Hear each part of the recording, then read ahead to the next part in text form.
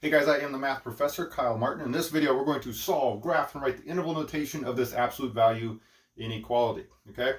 So we have the absolute value of 2x minus 4, all divided by negative 7, is less than negative 10.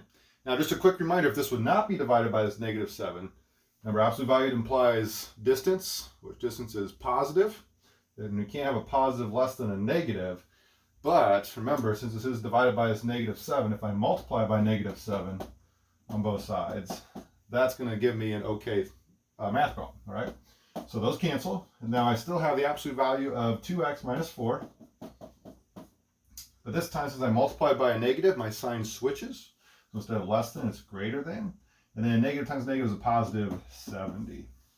Okay, once my absolute value sign is isolated, which it is here, I can make my two cases. My first case looks exactly the same. I just drop my absolute value bars. So 2x minus 4 is greater than 70. And then my positive case, or my negative case, is almost the same thing. 2x minus 4. I have to switch the sign and make the answer negative. So less than negative 70. All right, let's solve for this and see what we get. Here I would add 4 to both sides. You can do it both problems at the same time or one at a time, doesn't matter. 2x just added 4, so it's still greater than. This is 74.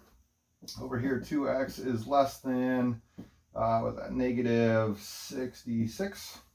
Okay, so if I divide by 2 in this one, that would be x is greater than 37. And over here, divide by 2, x is less than negative 66. Okay, so I get these two answers. X is greater than 37, x is less than negative 66. So I solved it. Now I'm going to graph this. All right, let's start with the negative 66. That's going to come first on my number line. And then I like to put a 0. And then 37 is positive. That's going to be over here. Both of these are going to be open dots. We have a greater than and we have a less than. Remember, it's only a closed dot if it's a greater than or equal to or a less than or equal to sign. So these ones are going to be open.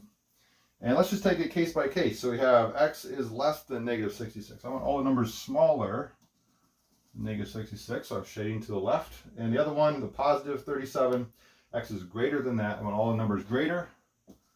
Those are shaded to the right. Now, I have two pieces of my shading. So for the interval notation, I have to have two parts of that. For this first one, it starts at negative infinity, and it goes until negative 66. Remember, infinities, positive or negative, always get parentheses around them. And then open dots also get parentheses. If this was a closed dot, that would have a bracket. Over here, 37 picks up my next piece of the shading. It goes from 37 all the way to positive infinity. And infinities get parentheses, and so do open dots. And then because I need both of these, both of those are okay answers or solutions to my problem, we're going to combine those with our union symbol. Okay, so we have the solution, we have the graph, and the interval notation.